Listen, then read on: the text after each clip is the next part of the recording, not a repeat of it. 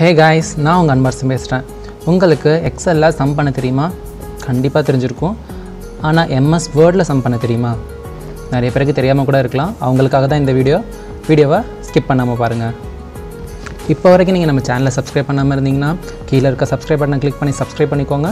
கூடவே அந்த பெல் ஐக்கானையும் கிளிக் பண்ணிக்கோங்க.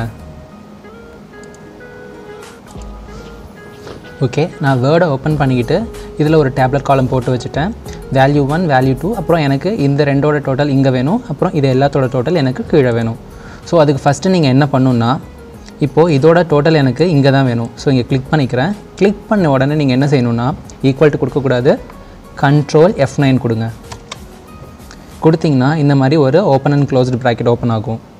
ஓப்பன் ஆனதும் நீங்கள் அதுக்குள்ளே என்ன ஃபார்முலா டைப் பண்ணணுன்னா, ஆல்ரெடி கர்சர் அதுக்குள்ளே தான் இருக்குது, கவனிங்க.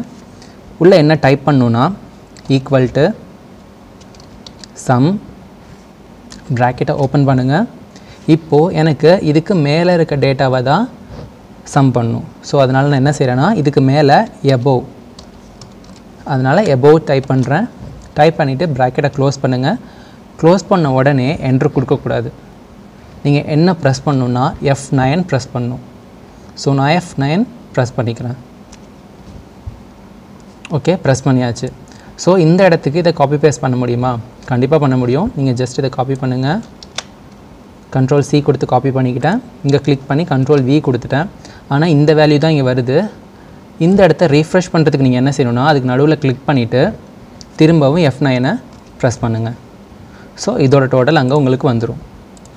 ஓகே, இப்போ கீழேக்கு நீங்கள் எபோன்னு சொல்லிட்டீங்க. ஸோ இந்த இடத்துல என்ன வரும் கவனிங்க. இப்போது அதே மாதிரி Ctrl F9 கொடுங்க. ஈக்குவல் டு சம்மன் டைப் பண்ணிக்கிறேன்.